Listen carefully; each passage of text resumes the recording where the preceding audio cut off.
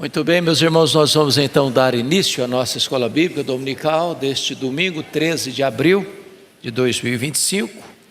Estamos trabalhando e expondo o livro de Amós e hoje nós vamos expor Amós capítulo 4, versos de 1 a 13. Peço que você abra sua Bíblia comigo nesse texto e após a leitura mantenha esta Bíblia aberta, sua Bíblia aberta nesta passagem. Amós capítulo 4.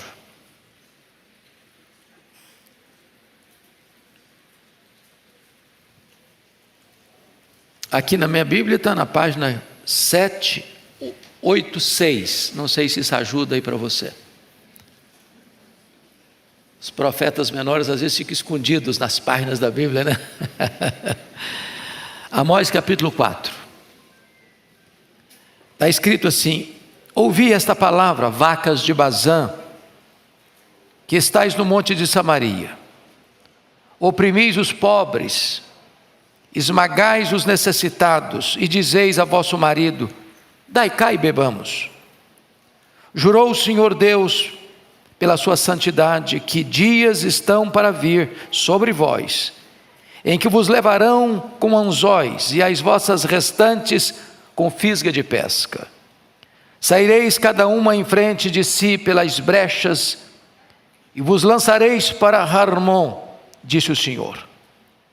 Vinde a Betel e transgredi, a Gilgal e multiplicai as transgressões. E cada manhã trazei os vossos sacrifícios, de 3 em 3 dias os vossos dízimos. E ofereceis sacrifício de louvores do que é levedado, e apregoai ofertas voluntárias e publicai-as, porque disso gostais, ó filhos de Israel, disse o Senhor Deus. Também vos deixei de dentes limpos em todas as vossas cidades, e com falta de pão em todos os vossos lugares. Contudo não vos convertestes a mim, disse o Senhor. Além disso, retive de vós a chuva, 3 meses ainda antes da ceifa, e fiz chover sobre uma cidade, e sobre a outra não. Um campo teve chuva, mas o outro que ficou sem chuva se secou. Andaram 2 ou 3 cidades, indo a outra cidade para beberem água, mas não se saciaram. Contudo não vos convertestes a mim, disse o Senhor. Feri-vos com crestamento e a ferrugem, a multidão das vossas hortas e das vossas vinhas, e das vossas figueiras e das vossas oliveiras, devorou o gafanhoto. Contudo não vos convertestes a mim, disse o Senhor. Enviei a peste contra vós outros à maneira do Egito. Os vossos jovens matei-os à espada, e os vossos cavalos deixei-os levar presos, e o mau cheiro dos vossos arraiais fiz subir aos vossos narizes. Contudo não vos convertestes a mim, disse o Senhor. Subverti alguns dentre vós, como Deus subverteu a Sodoma e Gomorra, e vós fostes como um tição arrebatado da fogueira. Contudo, não vos convertestes a mim, disse o Senhor. Portanto, assim te farei, ó Israel, e porque isso te farei, prepara-te, ó Israel, para te encontrares com o teu Deus. Porque é Ele quem forma os montes e cria o vento, e declara ao homem qual é o seu pensamento, e faz da manhã trevas, e pisos altos da terra. Senhor, Deus dos exércitos, é o seu nome.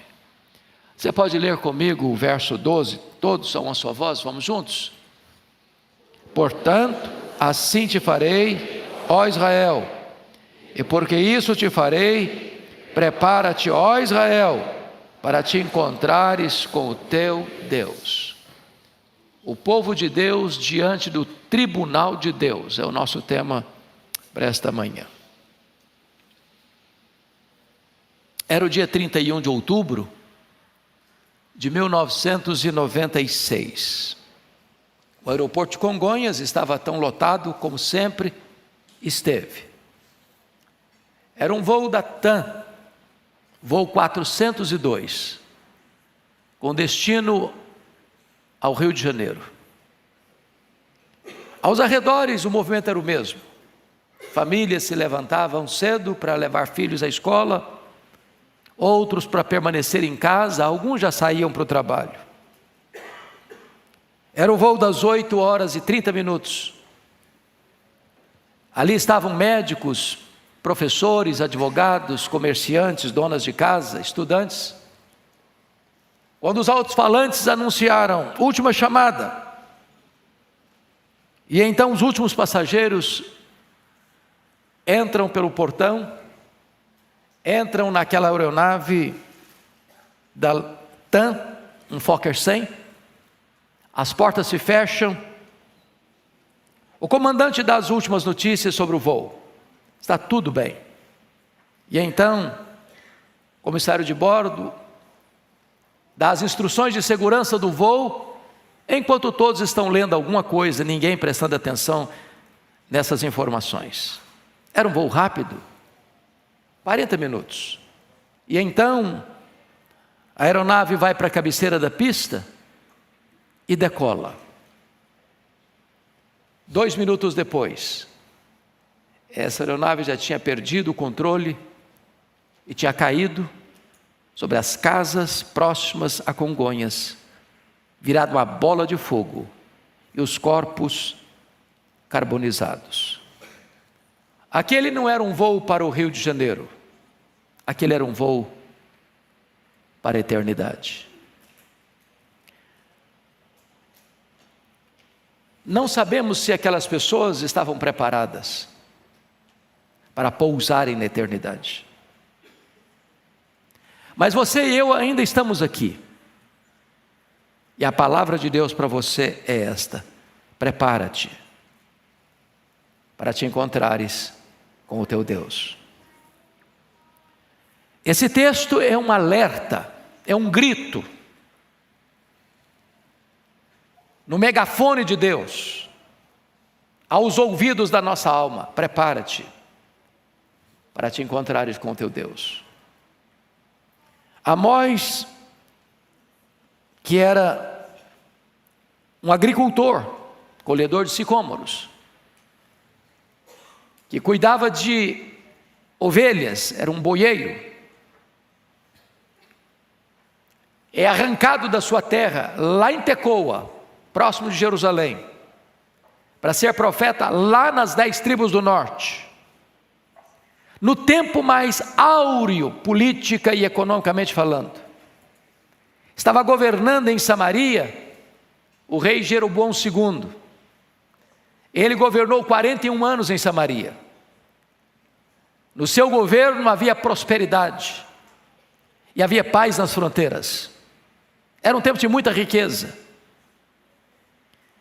E Amós é levantado por Deus para denunciar com voz firme os pecados do reino do norte, do reino de Israel. Dentre esses tantos pecados, no capítulo 4 ele destaca 3. Primeiro, a opressão aos pobres, a injustiça social. Segundo, a corrupção galopante na adoração a Deus. A religião existia, havia muitos frequentadores, mas tudo o que acontecia ali não estava mais afinado com a palavra de Deus. Era uma religião idólatra e humanista, centrada no homem, não em Deus.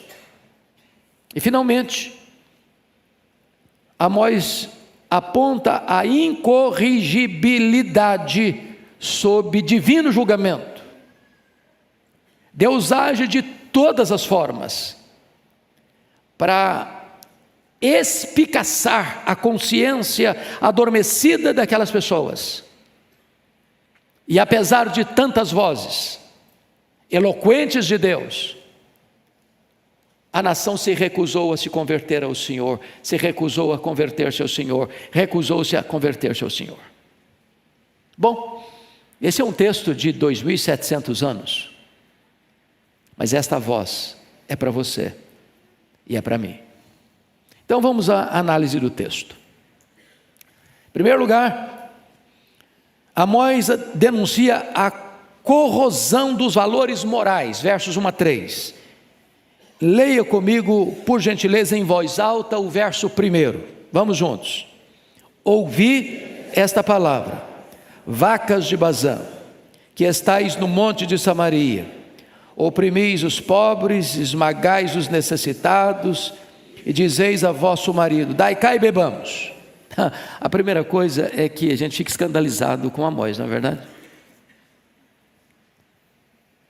Se um pregador hoje se dirigisse às mulheres da elite econômica, chamando-as de vacas de Bazã, talvez ele fosse denunciado no mesmo dia ao Ministério Público e o destino dele fosse a cadeia.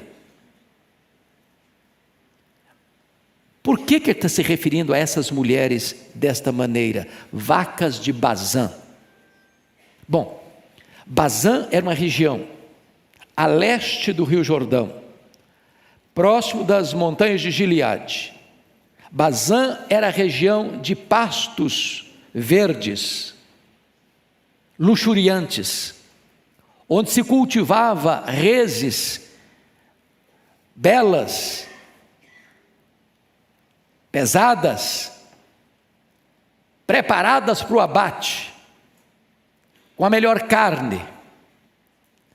Ao chamar essas mulheres da elite de vacas de Bazã, o que Amós quer dizer? Ele está mostrando que essas mulheres só se preocupavam com o corpo, com a aparência, com a sensualidade e com o prazer. Essas mulheres da elite exploradora e opressora viviam apenas para a satisfação do corpo. Não tinham qualquer preocupação com as coisas espirituais. Viviam para um luxo, para os ditames da carne, para agradar apenas ao sensório, sem qualquer preocupação com as coisas de Deus. Em outras palavras, é como se essas mulheres estivessem num processo de engorda para o abate. É duro demais essa palavra, eu preciso reconhecer. Culto ao corpo, é o que estava acontecendo lá.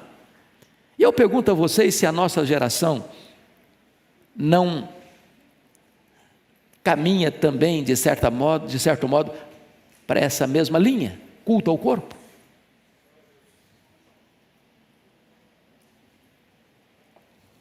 Onde nós estamos vivendo uma somolatria, a palavra soma no grego é corpo, somolatria é culto ao corpo. Segundo, estas mulheres buscavam desenfreadamente o prazer. Veja o verso 1, quando elas dizem para o marido assim: dai cá e bebamos. Preste atenção nisso. Dai cá de onde? De tirar do pobre, de explorar o pobre.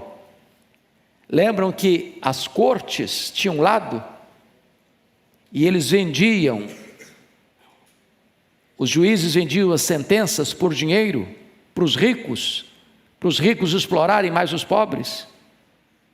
E as mulheres desses ricos estão dizendo para os maridos assim: dai cá e bebamos.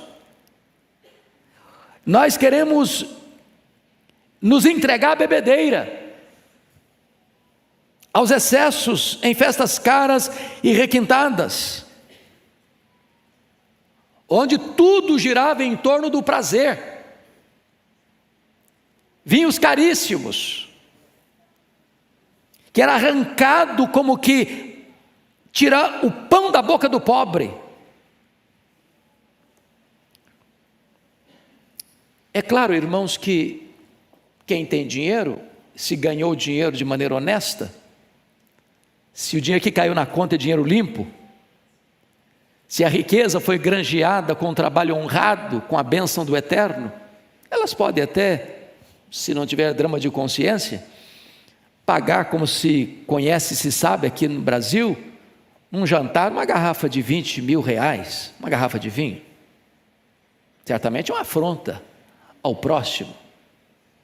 Mas tem gente que faz isso. O problema aqui não é dai cá e bebamos. O problema é de onde estava vindo essa grana. De onde esse dinheiro tinha sido arrancado. Quem estava sendo explorado para viver na miséria, enquanto esses ricos estão bebendo às soltas, sem limites, no prazer total, vivendo ociosamente para beber. E essas mulheres dizendo aos seus maridos: dai cá e bebamos, explore mais, tire mais deles, nós não podemos parar a festa tem que continuar. Então é a busca desenfreada pelo prazer. Mas em terceiro lugar, é uma ganância insaciável, aliada à opressão aos pobres. Volte os olhos ao verso 1. Oprimis os pobres e esmagais os necessitados. A palavra é dura. Oprimir e esmagar é muito duro. Quem está oprimindo o pobre? Quem está esmagando o necessitado? As mulheres. As vacas de Bazã. E por que elas estão oprimindo o pobre e elas estão esmagando os necessitados? Porque essas mulheres, elas estão induzindo seu marido respectivo a comprar sentenças dos juízes corruptos. Elas estão induzindo seu marido a tirar de quem não tem, para que elas tenham tudo para o prazer. E às vezes, meus irmãos, a gente fica imaginando que Deus é o Deus da igreja, é o Deus do templo, é o Deus do santuário, é o Deus das coisas espirituais, que Deus não vê, que Deus não se importa, que Deus não tem nada a ver com o que acontece nas cortes corruptas, nos parlamentos corruptos, nos governos corruptos, na sociedade corrupta, no comércio corrupto, na indústria corrupta, na exploração da corrupção. E Deus é o reto juiz que vê tudo, se importa com todas essas coisas.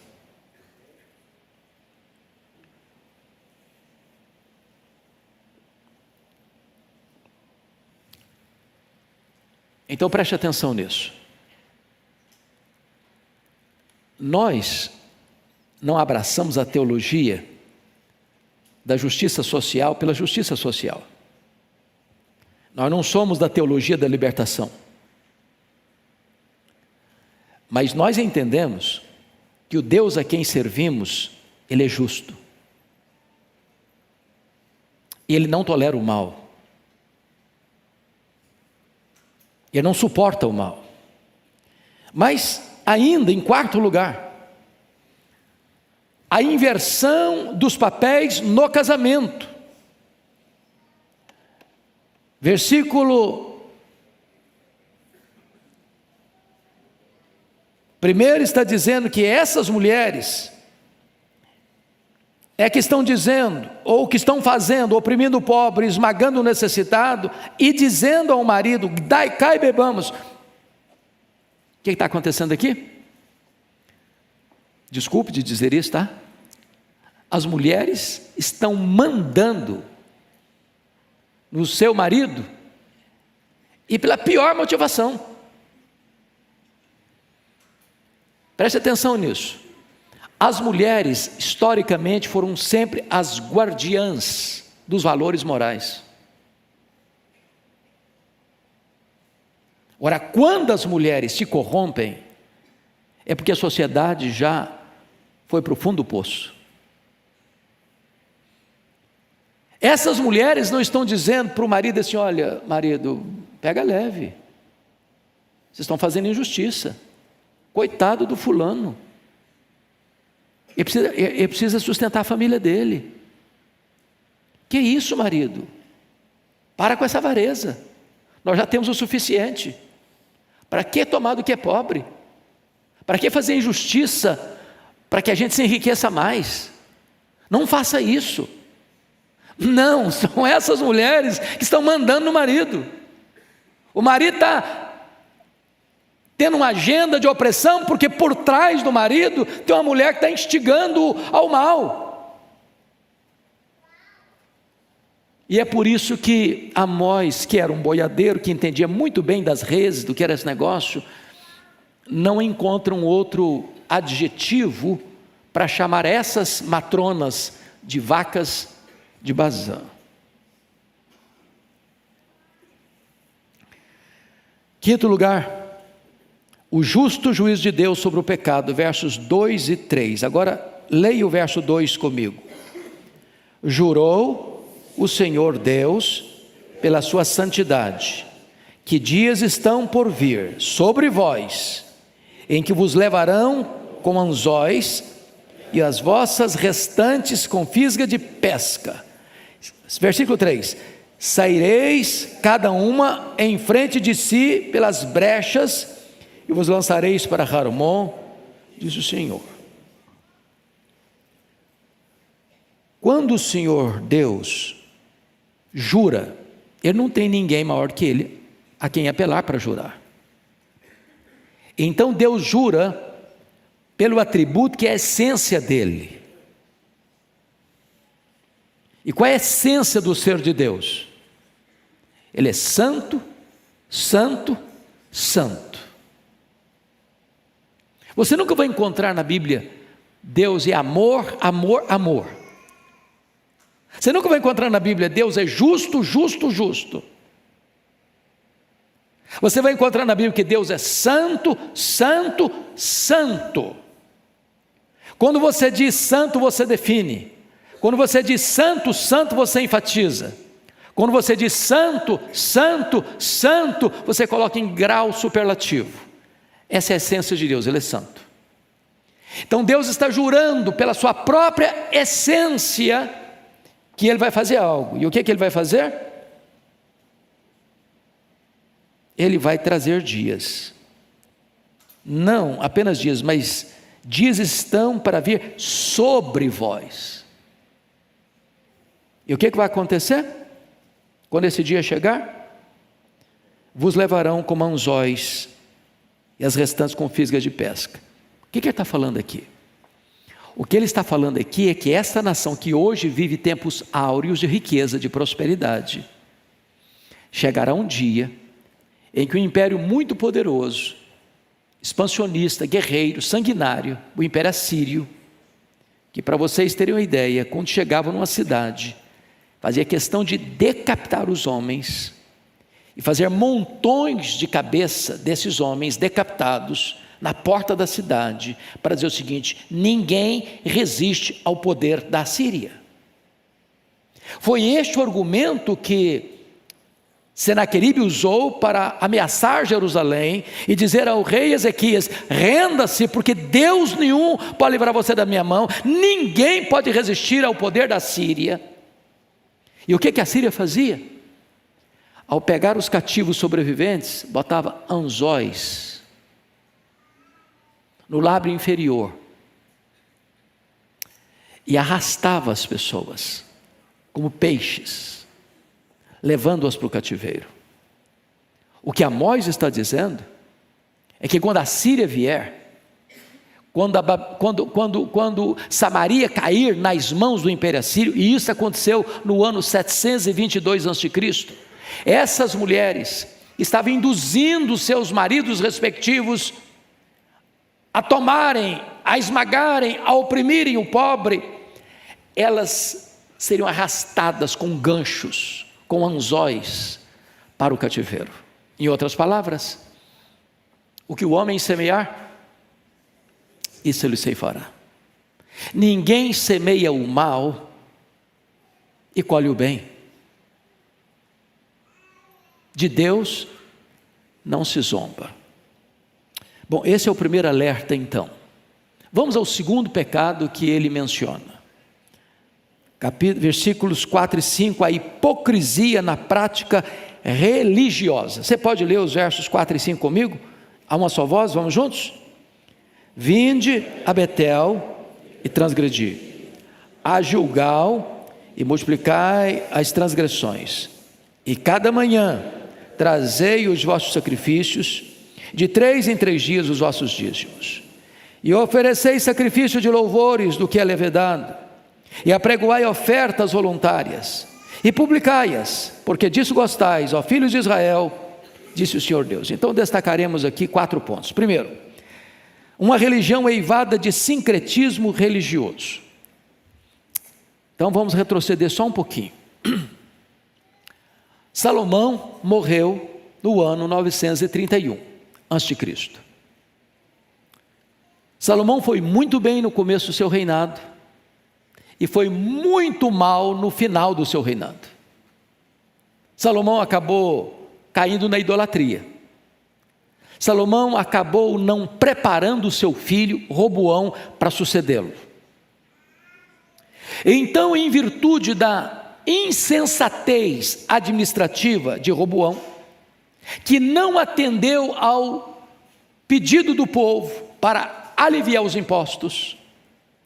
Por quê? Porque o luxo da corte salomônica custou ao povo altos tributos. Rei rico, povo pobre. Não tem almoço de graça. Para o governo estar vivendo, nadando no luxo, quem está pagando a conta é o povo. E de que maneira que o povo paga a conta? Com tributos, com impostos pesados, cada vez mais pesados, para manter o luxo da corte. Roboão não atendeu ao pedido do povo, e então das 12 tribos que tinham, 10 tribos romperam com o rei, filho de Salomão, formando um outro reino, o reino do norte, o reino de Israel. Pois bem, esse rei cismático, que rompe com a dinastia de Davi, chamava-se Jeroboão. Jeroboão I, porque agora quem está governando é o Jeroboão II. O que ele fez? Ele pensou: se os meus súditos voltarem lá para Jerusalém, onde está o templo, todo o aspecto religioso de Israel estava focado no templo. Ele pensou: eles vão acabar voltando para lá, eles vão me abandonar. Na verdade, eles vão fazer mais do que isso, eles vão me matar depois. Então o que ele fez? Ele instituiu novos templos em outros lugares, como Betel lá no sul, Dan lá no norte, e disse o seguinte: eu vou fazer um bezerro de ouro, colocar um em Betel, outro em Dan, outro em Gilgal, e agora o meu povo não tem que ir mais para Jerusalém. Eles estão agora adorando a Deus, pressupostamente, mas por meio de um objeto físico, visível, tangível, o bezerro de ouro, que era o tipo de adoração do Egito e era o tipo de adoração das religiões cananeias. Em outras palavras, esse é um culto sincrético. Sincrético, a palavra significa que é a mistura de crenças. Ou seja, é a seguinte ideia: não importa como você crê, vamos todos juntar-nos. Todos nós somos um só povo. Se você está adorando um bezerro, se você não está adorando um bezerro, se você está prostrado diante de um ídolo, se você não está prostrado diante, não importa. Agora nós temos a nossa religião, do nosso jeito, do nosso gosto, com novos templos, com novos deuses, com novos sacerdotes, com nova liturgia. Esse culto não é bíblico. Porque não é bíblico, é anátema. Preste atenção nisso. O culto é bíblico ou é anátema? Ou seja, eu, nem você, nem ninguém tem direito, tem autoridade, tem competência para dizer o seguinte: na minha igreja nós vamos adorar a Deus como nós gostamos. Vamos criar a nossa própria maneira de adorar a Deus. Vamos montar o nosso próprio estilo de liturgia. Eu não tenho o direito de introduzir no culto o que eu penso, o que eu acho, o que eu gosto. Deus estabeleceu na sua palavra a maneira como Ele requer ser adorado. E Jesus resgata isso com a mulher samaritana, quando disse: ora, Deus é espírito, e importa que os seus adoradores o adorem em espírito e em verdade, porque Deus não procura adoração, Deus procura adoradores, que o adorem em espírito e em verdade. Segundo lugar, não era apenas uma religião eivada de sincretismo, mas era uma religião fortemente ritualista. Veja vocês o que acontecia nesse culto: oferecei sacrifício de louvores, do que é levedado. Então já está o meu primeiro problema aqui, que os sacrifícios não podiam ser levedados, tinha que ser sem fermento. Eles já estão mudando o que a palavra de Deus orienta. Segundo, apregoai ofertas voluntárias e publicai-as. Então, estão fazendo coisa boa, ofertas voluntárias, generosidade, ofertantes generosos, diríamos nós hoje aqui. Mas, olha comigo o versículo de número 4. A cada manhã trazei os vossos sacrifícios. Então todo dia tinha culto, tinha sacrifício. Tem mais, de 3 em 3 dias os vossos dízimos. Eles faziam mais do que a lei requeria. 3 em 3 dias tinha gente entregando dízimo. Ou seja, a prática religiosa era o quê? Intensa, cotidiana. Todo dia tinha sacrifício, 3 em 3 dias tinha dízimo, tinha festas solenes, tudo isso aí existia. Agora, a pergunta é, preste atenção nisso: Deus se interessa, ou Deus se importa, ou Deus se impressiona com a quantidade de ofertas que nós trazemos? É a quantidade que impressiona Deus? É a constância que impressiona Deus? É a abundância dos sacrifícios que impressiona Deus? Por que Deus não está aceitando tudo isso que estão fazendo? Por quê? Porque o culto que eles estão prestando não é bíblico, e o culto que eles estão prestando não é honesto. Por que não é honesto? Porque na mesma medida que eles estão fazendo tudo isso na igreja, lá fora da igreja, eles estão oprimindo os pobres, eles estão esmagando os necessitados, eles estão comprando sentenças nos tribunais corruptos, eles estão fazendo e acontecendo. As mulheres estão dizendo: marido, explora mais, nós temos que beber o vinho caro, nós temos que curtir a vida. Quando a religião está divorciada da vida, essa religião não agrada a Deus. Não importa quão abundante ela seja. Antes de Deus aceitar a oferta, Deus precisa aceitar o ofertante. Lembram que a Bíblia diz de Caim e Abel? O Senhor se agradou de Abel e da sua oferta, e o Senhor não se agradou de Caim e da sua oferta. Quando Deus não agrada do ofertante, Ele não agrada da oferta que Ele traz. Terceiro, uma religião eminentemente humanista. Preste atenção no que está escrito aqui no versículo 5. Ofereceis sacrifício de louvores, do que é levedado, e apregoai ofertas voluntárias e publicai-as. Agora frisa essa frase: porque disso gostais. Repete comigo essa frase: porque disso gostais. Por que eles faziam tudo isso? Era para agradar a Deus? Era para glorificar a Deus?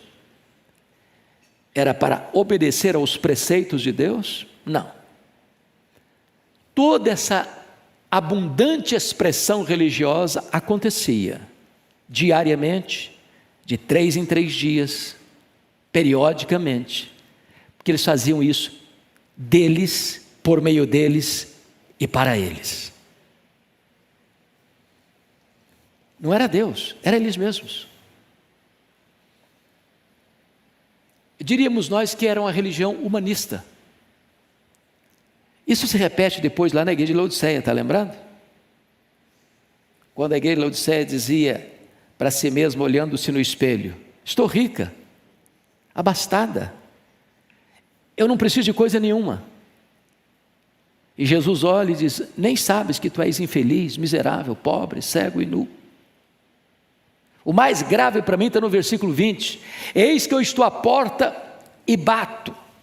Se alguém ouvir a minha voz e abrir a porta, eu entrarei e cearei com ele e ele comigo. Ou seja, naquela igreja de Laodiceia, Jesus estava do lado de fora. Tudo eles faziam para eles, porque eles gostavam. Mas Jesus não era o alvo, Jesus não era o centro. Não era um culto cristocêntrico, era um culto humanista, centrado no homem, para agradar o homem. Ora, pergunto a vocês: não corremos o mesmo risco nessa geração de pregar uma mensagem para agradar? Uma mensagem mais palatável, mais politicamente correta, para amaciar o ego, para fazer cócegas na vaidade,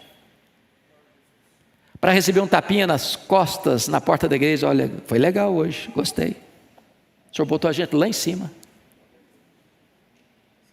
o senhor não falou de pecado aqui. Aliás, a nossa geração já está muito machucada pela vida, tem que fazer coisas, trazer mensagens mais leves, mais light, mais agradável à nossa sensibilidade.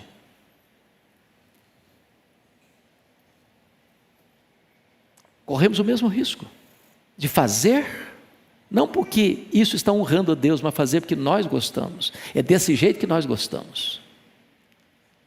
Estamos cultuando a nós mesmos. Colocamos-nos num pedestal e queremos que a glória seja nossa. Amós se insurge contra isso.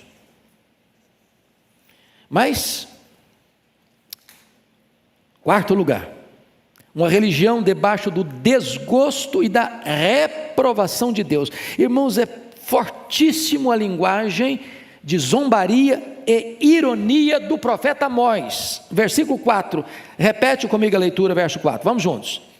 Vinde a Betel e transgredi, a Gilgal e multiplicai as transgressões, cada manhã trazei os vossos sacrifícios, de 3 dias os vossos dízimos, de 3 em 3 dias os vossos dízimos. Quando ele diz vinde a Betel e transgredi, a Gilgal e multiplicar as vossas transgressões, está sendo irônico. Ele está zombando desses adoradores. Ele está dizendo o seguinte: olha, vocês estão vindo para Betel com os seus sacrifícios, com as suas ofertas, com as suas oferendas, com as suas festas, mas quanto mais vocês vêm, mais vocês pecam. Vocês estão vindo a Gilgal, e quanto mais vocês chegam em Gilgal, mais vocês multiplicam as transgressões de vocês. Porque vocês não estão fazendo de acordo com o que Deus orienta, vocês não estão fazendo com as motivações adequadas, vocês estão fazendo isso não porque tudo está centrado em Deus, mas em vocês mesmos. Agora, preste atenção nisso aqui. Quando você fala Betel na Bíblia, o que vem à sua cabeça? Qual a primeira imagem que vem na sua cabeça quando você fala em Betel? Qual a figura mais expressiva da Bíblia que está ligada a Betel? Tem o Abraão e principalmente quem? Jacó. Lembram disso? Quando ele está saindo de casa aos 77 anos de idade, enganou o pai, traiu o irmão, está cansado da viagem, bota um travesseiro de pedra, deita, dorme, e ele tem uma visão de uma escada que liga a terra ao céu, e os anjos sobem e descem, porque os anjos já estavam na terra, não lá em cima. E quando ele acorda, ele declara e chama aquele lugar de Betel, casa de Deus, porta do céu. Mais tarde, 20 anos depois, quando ele retorna de Padã Arã, tem a conversão aos 97 anos no Val de Jaboque, Deus fala para ele: você vai para Betel. E ele não foi para Betel, ele foi para Siquém. Ele armou suas tendas para o lado de Siquém, na contramão da vontade de Deus, e ali em Siquém ele teve um grave problema, porque a sua filha única, Diná, foi desonrada pelo príncipe da terra. E os irmãos de Diná tramaram contra a família do príncipe, traíram a família do príncipe, dizendo: não, você está achando o quê, camarada? Você acha que nós vamos dar a nossa irmã por um camarada incircunciso? Para um povo incircunciso? A circuncisão era o selo da aliança de Deus, que tornava uma pessoa povo de Deus de forma simbólica. Se vocês se circuncidarem, todos vocês, tá bom, a gente até admite e até permite que Diná se case com o príncipe. Todo mundo se circuncidou. Quando está todo mundo com as dores mais intensas da cirurgia, que devia não ser tão cuidadosa como hoje, os 2 irmãos de Diná, Levi e Simeão, entra lá e mata a espada, o cara, a família dele, todos os homens da cidade. Uma chacina, um banho de sangue. Jacó ficou desesperado. Eles vão nos matar agora, nossa família vai ser dizimada agora. E Deus então disse para Jacó: suba para Betel. Agora, limpe as mãos de vocês, estão cheias de sangue. Tire as roupas sujas de vocês, suba para Betel. E quando ele subiu para Betel, Deus pôs um terror nas nações vizinhas. E ali ele levanta um altar. E deu o nome no altar de El Betel, o Deus da casa de Deus. Betel é lugar de salvação. Betel é lugar de restauração. O que aconteceu agora? O rei Jeroboão I pega Betel, casa de Deus, e transforma Betel num centro de culto pagão, idólatra. Tem um bezerro de ouro lá. E o profeta está dizendo: vinde a Betel e transgredi. Quanto mais vocês vêm, quanto mais vocês adoram nesse templo, mais vocês pecam. Presta atenção nisso, irmãos. O que está faltando lá, estava faltando lá, está faltando aqui, não é religião. Tem muito no Brasil, tem muito. Eu li um livro há poucos dias, de um sociólogo brasileiro, e ele fez uma pesquisa e descobriu que no Brasil tem mais de 104 mil CNPJs de igreja. Sabe o que é isso? Mais de 104 mil CNPJs de igreja. Tem igreja em todo canto, em todo quintal, em toda esquina. O Brasil é um país religioso.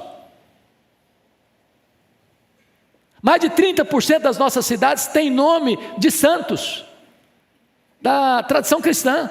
São Paulo, por exemplo.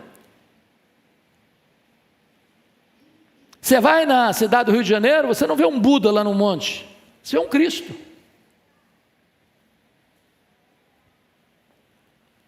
Mas Deus não está interessado em religião. Isso não impressiona Deus. As pessoas estão vindo para as muitas, múltiplas religiões, e tantas delas multiplicam os seus pecados, porque estão na contramão de tudo que Deus orienta acerca do que é o verdadeiro culto que agrada a Ele. Então não é verdade que toda religião é boa. Não é verdade que o que importa é você ser sincero. Você pode sinceramente tomar um veneno pensando que está tomando um remédio e você vai morrer do mesmo jeito. Deus requer verdade, e verdade no íntimo. Se você perceber Gilgal, o que é Gilgal? Qual a importância desse local aqui? Gilgal, meus irmãos, foi o local quando o povo de Israel entrou na terra prometida e foi parar em Gilgal. Lá em Gilgal cessou o maná, porque lá em Gilgal eles tomaram posse da terra prometida. Era o local da promessa cumprida, era o local da vitória, da bênção. Mas o que está acontecendo? Eles estão vindo a Gilgal e não voltando com a vitória, e não voltando com a bênção. Eles estão vindo a Gilgal e colhendo derrotas e voltando vazios. Por quê? Porque toda a religiosidade deles estava debaixo do desgosto de Deus. Vamos ao terceiro ponto da mensagem: a obstinação diante da disciplina de Deus. E eu chamo a sua atenção para o contínuo chamado de Deus ao arrependimento. Então, por favor, confira aí comigo, a partir do verso 6, as expressões que Deus vai usar. Primeiro, verso 6: também vos deixei de dentes limpos em todas as vossas cidades. Isso significa fome. Dente limpo é fome. Segundo, olhem comigo, e ele define mais isso: com falta de pão em todos os vossos lugares. Versículo 7: além disso, retive de vós a chuva, ou seja, seca. Olha o versículo 9: feri-vos com crestamento e ferrugem, a multidão das vossas hortas, das vossas vinhas, e das vossas figueiras, e das vossas oliveiras, devorou o gafanhoto, ou seja, a destruição das colheitas. Agora versículo 10, parte A: enviei a peste contra vós outros, à maneira do Egito, ou seja, a enfermidade. Versículo 10, parte B: os vossos jovens matei-os à espada, os vossos cavalos deixei-os levar, ou seja, a guerra. Versículo 11: subverti alguns dentre vós, como Deus subverteu Sodoma e Gomorra, ou seja, a catástrofe. Agora preste muita atenção aqui. Amós não seria de forma nenhuma aceito na sociedade contemporânea com a sensibilidade tão à flor da pele. Amós jamais poderia ser aplaudido pela nossa sociedade humanista. Amós não passaria no teste na descrição de Deus, porque quem está trazendo todos esses juízos é Deus. É claro que Deus está usando instrumentos humanos para exercer o juízo. A pergunta é: por que é que Deus está trazendo a fome? Por que é que Deus está trazendo a seca? Por que é que Deus está trazendo a destruição das colheitas? Por que é que Deus está trazendo a enfermidade? Por que é que Deus está trazendo a guerra? Por que é que Deus está trazendo a catástrofe? Por quê? Porque o povo não quis ouvir Deus num chamado de graça e amor. Então, quando o homem não escuta a voz de Deus, ele vai ter que escutar o estalido do chicote de Deus. Porém, até mesmo o estalido do chicote de Deus ainda é uma expressão da graça de Deus. Porque Deus está dizendo o seguinte: eu vou disciplinar você para você não ir para o inferno. Eu vou usar uma medida amarga, eu vou usar uma medida radical com você, para que você não pereça. Bendito seja Deus pela sua disciplina, porque Deus disciplina quem Ele ama. Se nós fôssemos bastardos e não filhos, Deus nos entregaria a nós mesmos, estaríamos arruinados. Então, se Deus está pegando pesado com você, não reclame não, é porque Ele ama você. Deus disse para a igreja de Laodiceia: eu repreendo e disciplino a quantos amo, sê pois zeloso e arrepende-te. Bom, mas você vai ver agora comigo, diante da contínua manifestação da disciplina de Deus, a contínua obstinação do povo. Qual é a frase que aparece aí como estribilho? No verso 6: contudo não vos convertestes a mim, disse o Senhor. Versículo 8: contudo não vos convertestes a mim, disse o Senhor. Versículo 9: contudo não vos convertestes a mim, disse o Senhor. Versículo 10: contudo não vos convertestes a mim, disse o Senhor. Versículo 11: contudo não vos convertestes a mim, disse o Senhor. O que você está vendo? Esse estribilho repetido e repetido e repetido. Apesar da dose amarga e da medida radical de Deus, o povo obstinadamente não quis ouvir a voz de Deus. Põe na tela para mim, se você puder, filho, Provérbios 29, versículo 1. Vamos ler esse versículo. Provérbios 29, verso 1. Vamos ler juntos? O homem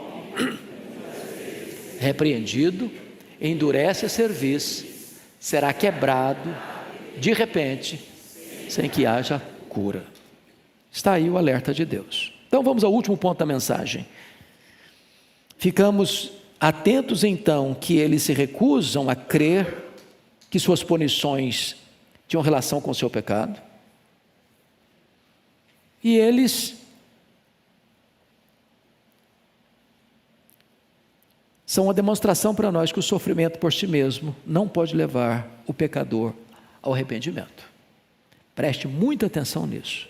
É muito comum você escutar o seguinte adágio popular: quem não vem, quem completa para mim? Quem não vem pelo amor, vem pela dor. Esse adágio não é verdadeiro. Preste atenção nisso. O que leva o homem a Deus, o que traz o homem de volta para Deus, não é a dor, é a graça. Porque a dor sem a graça endurece ainda mais. Está escrito lá em Apocalipse 16, que diante dos flagelos que Deus trouxe, as pessoas rilhavam os dentes de ira contra Deus. É a reação da mulher de Jó: amaldiçoa esse teu Deus e morre. Se a graça de Deus não operar em nós, irmãos, podemos sofrer o máximo, e ainda assim o nosso coração não se quebra. Sabe por quê? O mesmo sol que amolece a cera, endurece o barro. É a bondade de Deus que nos conduz ao arrependimento.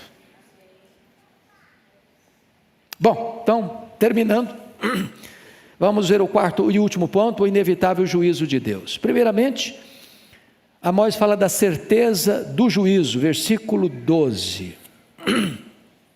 Portanto, assim te farei, ó Israel. Deus é fiel nas suas promessas e Deus é fiel no seu juízo. Segundo, o encontro com Deus do juízo, está escrito no verso 12. Olha aí comigo, por gentileza. E porque isso te farei, prepara-te, ó Israel, para te encontrares com o teu Deus. Sabe quem vai se encontrar com Deus? Diante do tribunal de Deus? Você, eu, nós, todos.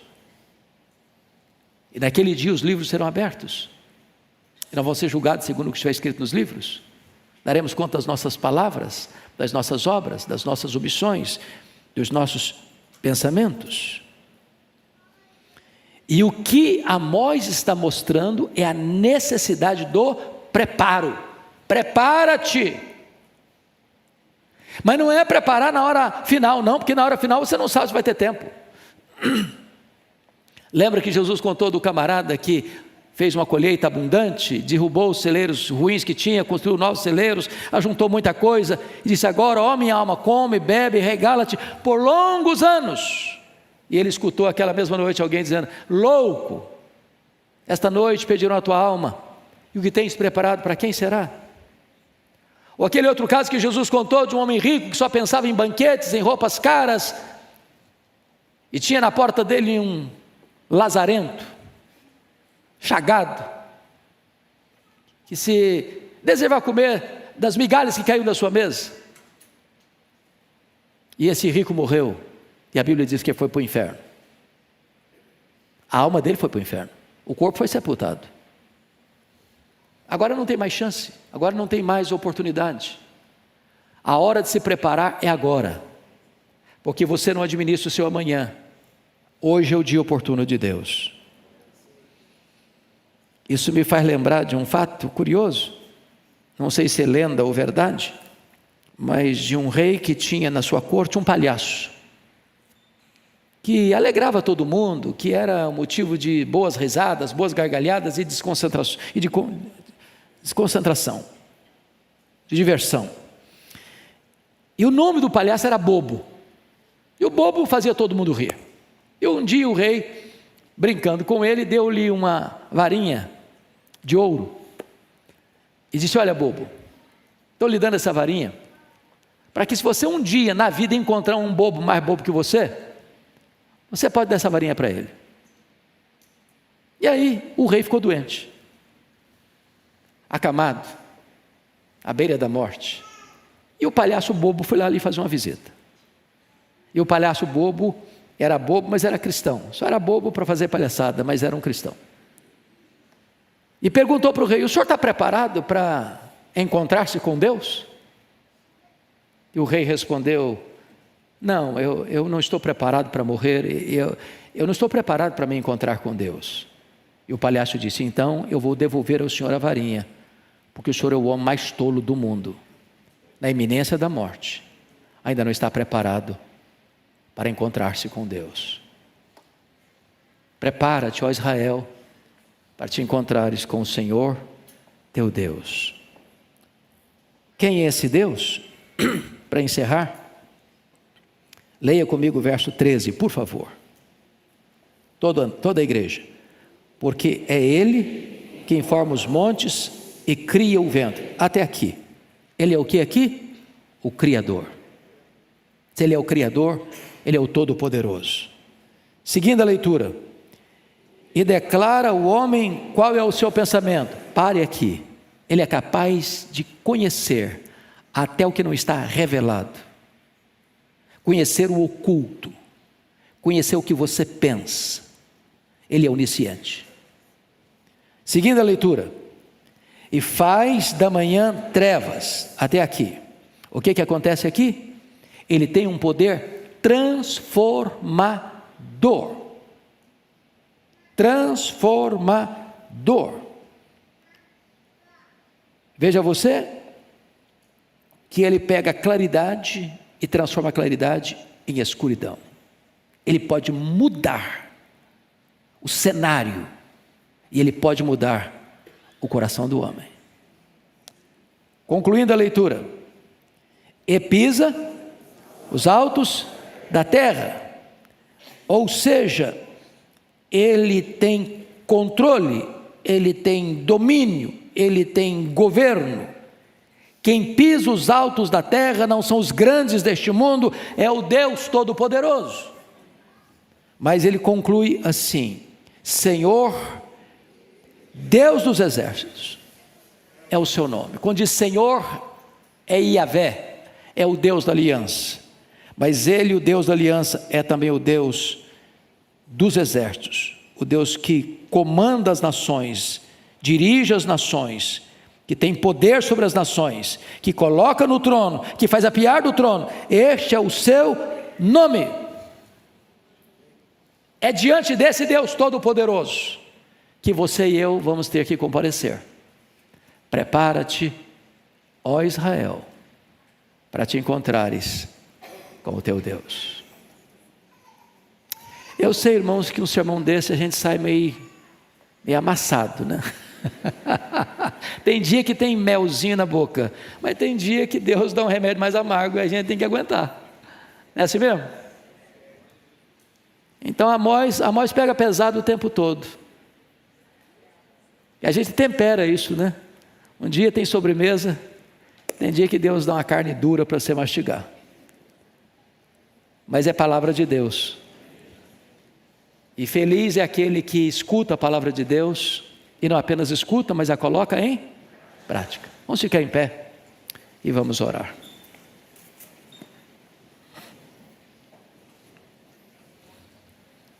Deus amado, receba a nossa gratidão, porque esta igreja, ao longo dos seus mais de 100 anos de história, tem anunciado e proclamado a Tua palavra.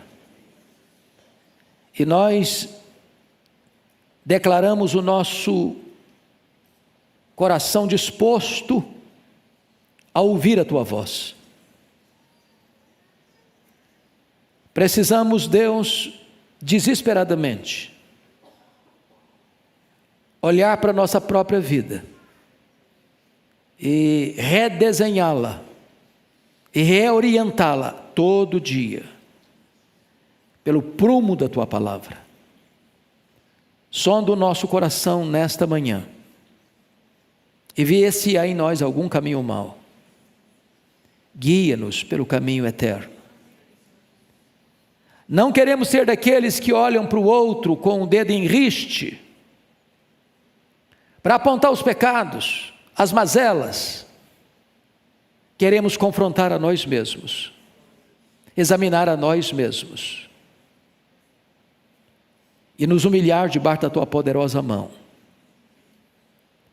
Clamamos a ti, ó Deus, que tu nos dês um coração quebrantado, para jamais nos levantarmos contra a tua palavra, ou resistirmos à tua palavra, ou sermos obstinados em desobedecer a tua palavra. Tem misericórdia de nós, ajuda-nos, socorre-nos, restaura-nos, reaviva-nos para o louvor da tua glória, em nome de Jesus, amém. Deus abençoe, amados.